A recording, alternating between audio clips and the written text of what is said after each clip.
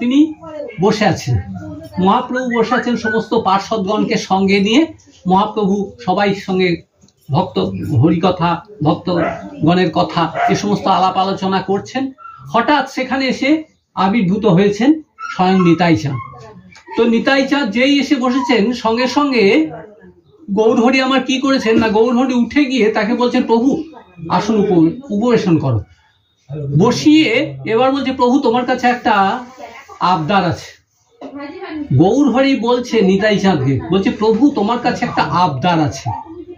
দেখুন, আমরা অনেকে মনে মনে একটা আমাদের মনের মধ্যে একটা ধারণা আছে কে উপর কে নিচে, কিন্তু আচরণটা কি রকম দেখুন। গৌরহরি বলছে নিতাই চাঁদকে, প্রভু তোমার কাছে আমার একটা আবদার আছে।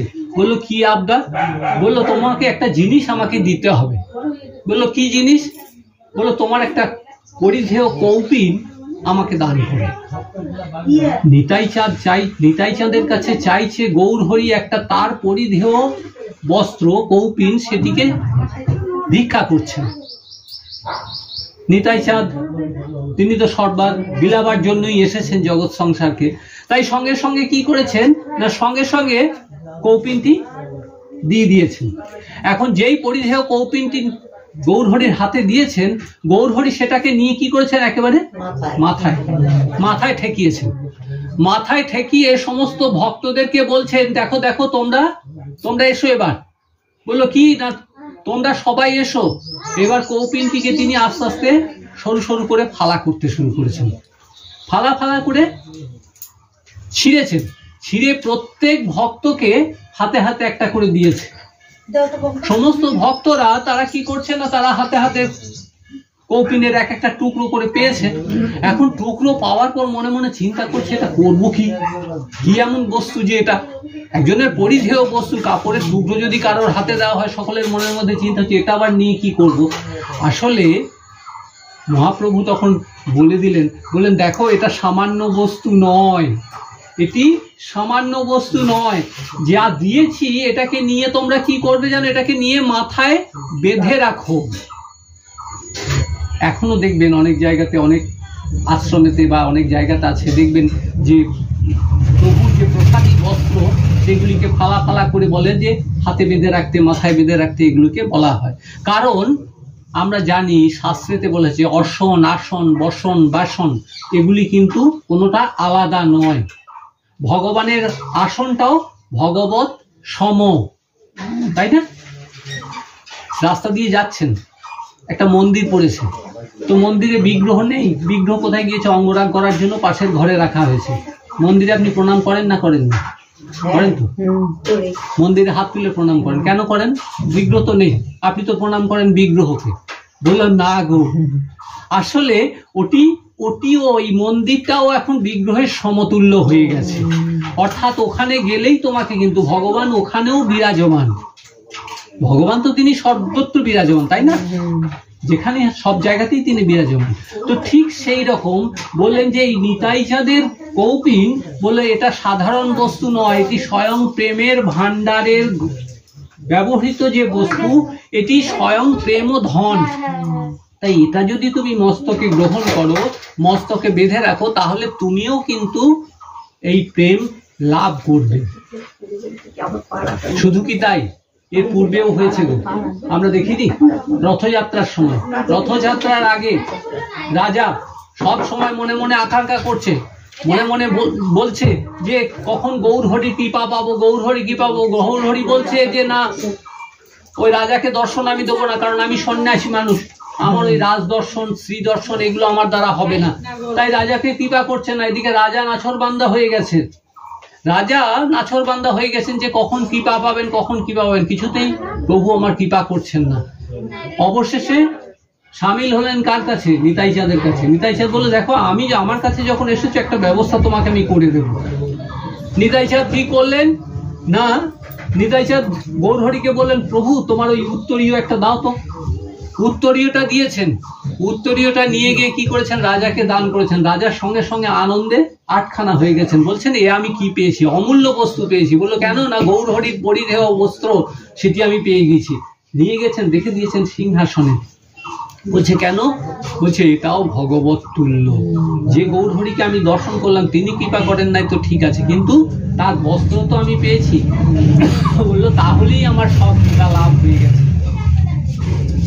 তো ঠিক সেই রকম আজকে যখন সেই পরিধেয় কৌপিন যখন টুকরো পেয়েছেন, তারা যেই মাথায় বেঁধেছে সঙ্গে সঙ্গে কি হয়েছে না, সঙ্গে সঙ্গে তার বহিঃপ্রকাশ হয়ে গেছে। তাই তখন কেউ করছে গড়াগড়ি, কেউ আনন্দে উন্মত্ত হয়ে নৃত্য করছেন, কেউ গড়াগড়ি দিচ্ছেন, কেউ উন্মত্ত হয়ে গেছেন, এরকম অবস্থা হয়ে গেছে। সকলে প্রেমোন্মাদ হয়ে গেছে। এই প্রেমোন্মত্ত অবস্থা থেকে যারা কিছু কিছু থাকলেন তারা কি করলেন না, তারা এসে কি করলেন বলেন এবার কি করতে হবে না, এবার আমার প্রভুর পাদধৌত করতে হবে। তো প্রভু যখন সিংহাসনে বসেছেন আর প্রভু আজকে কৃপা করার জন্য যেন উন্মত্ত হয়েছেন, নিতাই চাঁদের মহিমা তো, বসেছেন সঙ্গে সঙ্গে সকলে এসে কি করছেন না পাদধৌত করছেন। পা ধুয়েছে, পা ধুয়ে কি করছেন না সেই যে জলটা পেয়েছেন, সেই পদধৌত করা যে জল, সেগুলোকে নিয়ে তারা পান করতে শুরু করে দিয়েছেন। বললেন কেন গো?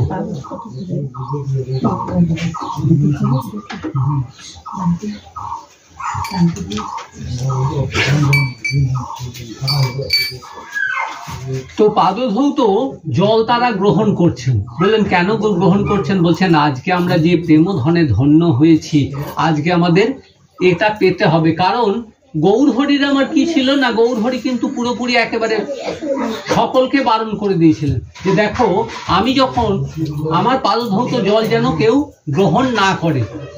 পেয়েছিল, কয়েকজন পেয়েছিল।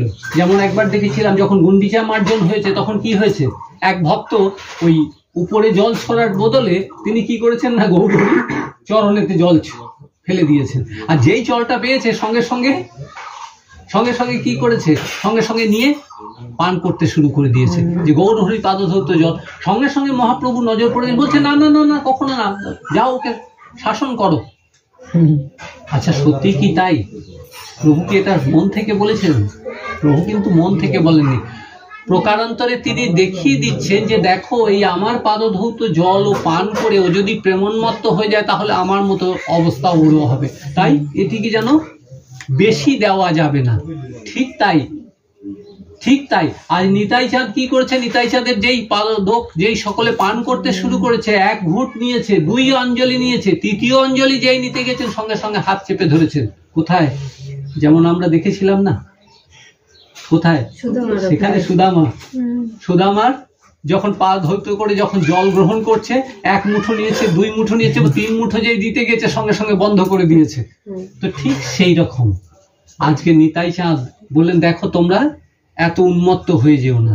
সেই নিতাই চাঁদ যার আবির্ভাব তিথি কালকে আমরা পালন করেছি, বললেন সেই নিতাই চাঁদ আজকে কি করছেন, অকাতরে তিনি প্রেম বিলাচ্ছেন। আর যেই প্রেম বিলাচ্ছেন, এক তো তার বস্ত্র দিয়ে দিয়েছেন, তারপর পাদোদক দান করছেন, আর পেয়ে সকলে কি করছে, কেউ বলছে আজ থেকে আমি কৃষ্ণ দাস হয়ে গেলাম, কেউ থেকে বলছে আজকে আমি যে বস্তু পেয়েছি এত মিঠা বস্তু কোনোদিন কখনো গ্রহণ করিনি। আবার কেউ বলছে যে এটা আমার পরম সৌভাগ্য হয়েছে। কেউ নৃত্য করছে, কেউ আবেশে গড়াগড়ি দিচ্ছে, কেউ প্রেমের উন্মাদনায় হাসতে শুরু করে দিয়েছে। এইরকম যখন একটা ভাব এসেছে, মহাপ্রভু মনে মনে চিন্তা করছেন, বললেন এটা তো একটা বিশেষ প্রেমের ঝড় চলে গেল গো, এটা তো একটা বিশেষ প্রেমের ঝড়। দেখো একটা ঝড় আছে, আমরা যাকে ইংরেজি ভাষায় বলি টর্নেডো। টর্নেডো মানে হচ্ছে সামুদ্রিক ঝড়। সেই সামুদ্রিক ঝড় যখন ওঠে, এই আমাদের কিছুদিন আগে আমাদের এখানে হয়নি, কি বলে আয়লা, আমফান, এই সমস্ত নানা রকম ঝড় এসেছিল। তো দেখেছেন যে সমস্ত জায়গার উপর দিয়ে গিয়েছে একেবারে সমতল করে দিয়ে গেছে, মানে সমান হয়ে গেছে।